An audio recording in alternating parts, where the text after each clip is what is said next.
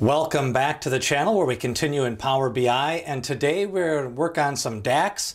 We're going to calculate a new table using the select column function.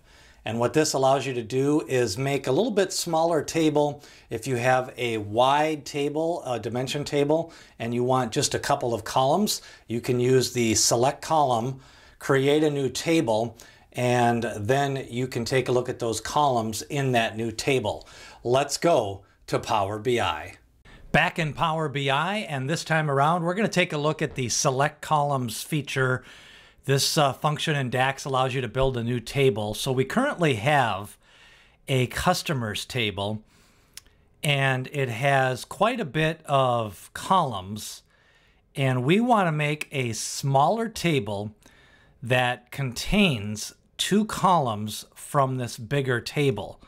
We're going to take a look at the full name, and then we're going to take a look to see if they are a homeowner.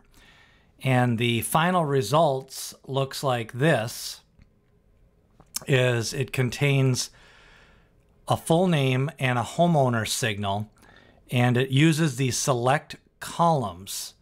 And we're going to build this out using Power BI, create a new table, and then you can use this table if you wanted to calculate additional DAX functions.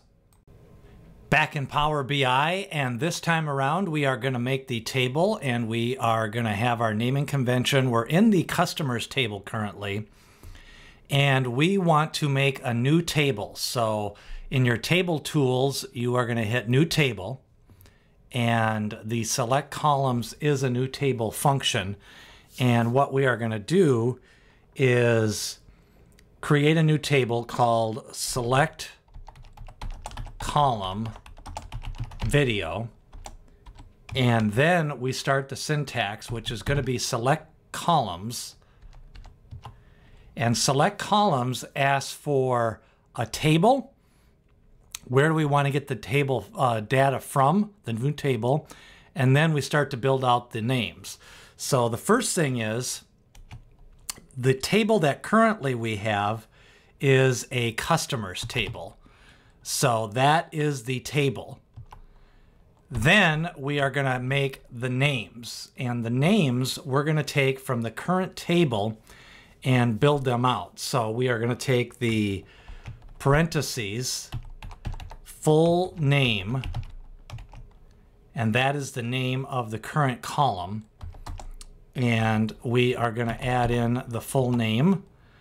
Then we are going to bring a second table column, and this is going to be homeowner.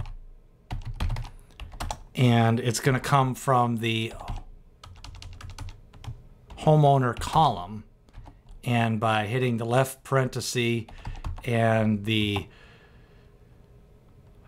we need to close this out, so we're going to hit Shift Enter and then close out the select columns with the right parentheses. So again, what we're taking is full name and homeowner in the brackets are the current columns in the customers table.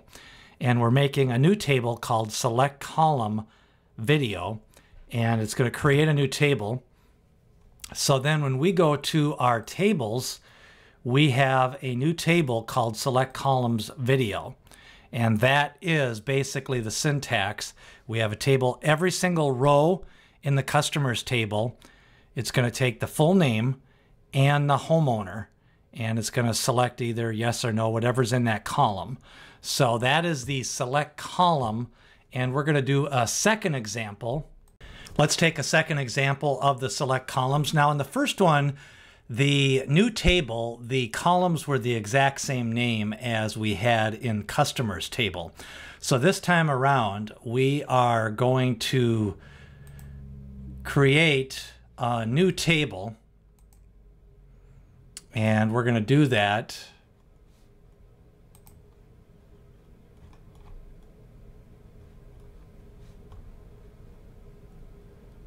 we're going to create a new table.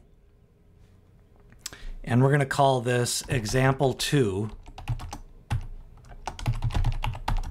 select columns. And what we're going to do is the same syntax. We're going to start with the select columns, And we are going to take the table function from the customers table, and rather than name them the same names that we have in the customers table, we're going to update their names. So this time around, we'll use customer full name.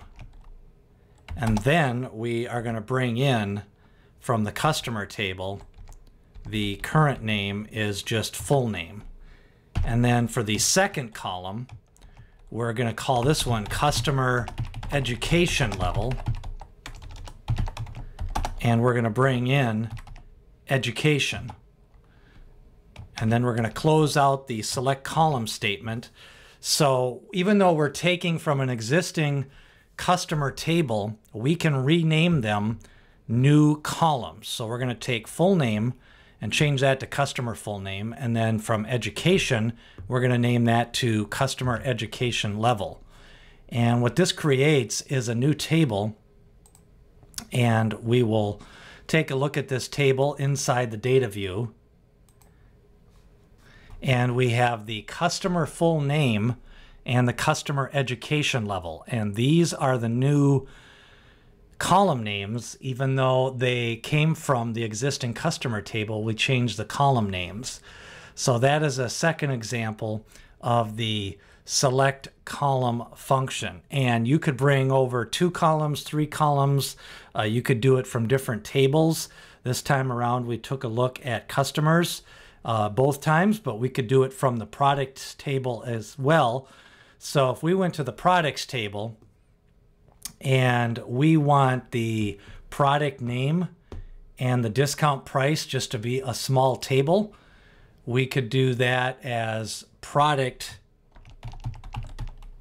example select column, and the syntax will be select columns, and the table is going to be products. And first off, we're going to take the full product name, and that's going to come from the product name. And then we're going to go to the second field that we want, which is the discount price. And we're going to name this product discount price. And we are going to select from discount price. So again, we're going to close this out. And what we have now is from the product table, it's going to be called product example select column. And it's going to take products and name it full product name, and then full product discount price. So when you look at this table, you have the columns, full product name, product discount price, and it's over here as a table.